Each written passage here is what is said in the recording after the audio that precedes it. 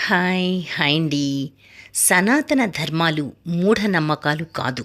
శాస్త్రీయ జీవన విధానానికి ఎంతగానో దోహదపడతాయి అనేటువంటి విషయాలు తెలుసుకుందామా?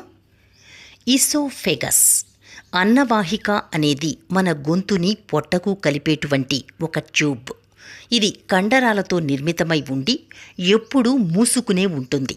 ఆహారం లోనికి తీసుకునేటప్పుడు మాత్రం తెరుచుకుని మళ్ళీ వెంటనే మూసుకుపోవాలి. అలా మూసుకుని జీర్ణాశయంలో ఉన్న యాసిడ్ ఆహారాలను బయటకు రాకుండా ఆపి రక్షిస్తూ ఉంటుంది. యాసిడ్ బయటకు లీక్ అయి వస్తే దాన్నే మనం ఎసిడిటీ అంటాం. భోజనం చేసే ముందు ఈ ఎసోఫెగస్ సాఫీగా తెరుచుకోవడానికి బ్రాహ్మణులు చేసే ఆచమనం అనే పద్ధతిని అందరూ పాటించాలి. పరిశీలిస్తే ఈ ఆచనం అనే ప్రక్రియ ఒక శాస్త్రీయ దృష్టితో అలవర్చుకున్న ఆరోగ్యకరమైన విధానం అని తెలుస్తుంది. కొందరు అనుకున్నట్టు ఒక మూఢాచారం కాదు. కొంచెం నీరు తీసుకుని ఆహారం మొదలు పెడితే ఎసోఫెగస్కి లూబ్రికేషన్ జరుగుతుంది. ఆహారం సాఫీగా పొట్టలోకి జారుతుంది.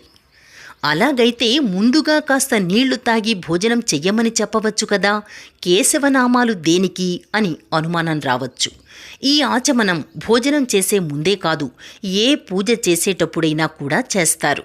అన్నిటికీ కలిపి ఒకే ప్రాసెస్ని మనకు నేర్పారు అన్న విషయాన్ని మనం గమనించుకోవాలి. గొంతులో ఎసోఫెగస్ ఒక్కటే కాదు, సున్నితమైన శ్వాసనాళము, స్వరతంత్రులు వంటివి అనేకం ఉంటాయి. మంత్రోచ్చారణ చేయడానికి ముందు వాటికి కూడా కొంచెం ఒక నిర్దిష్ట పద్ధతిలో వ్యాయామం అవసరం. దానికి భగవన్నామాలతో మొదలు పెట్టమన్నారు. అది ఏ నామం పడితే అది అని చెప్పలేదు. కేశవ, నారాయణ, మాధవ అని మాత్రమే అనమన్నారు. ఎందుకంటే కేశవనామం గొంతులో నుంచి వస్తుంది, నారాయణ నామం నాలుక సహాయంతో వస్తుంది, మాధవనామం పెదాల సహకారంతో వస్తుంది. అంటే నోటిలో అన్ని భాగాలకు ఒక ఎక్సర్సైజ్ అన్నమాట.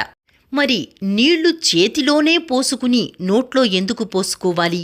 ఉద్ధరణతో నేరుగా నోట్లో పోసుకోవచ్చు కదా.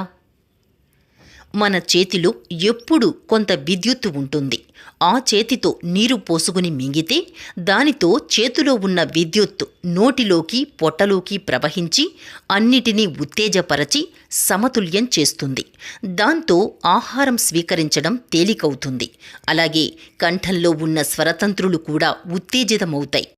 ఒక శాస్త్రీయ విధానాన్ని సింపుల్గా మూఢనమ్మకం అని కొట్టేయడాన్ని మించిన మూఢనమ్మకం మరొకటి ఉండదేమో. ఏదైనా శాస్త్రానికి, సైన్స్కి ముడిపడే అన్నీ ఉంటాయి.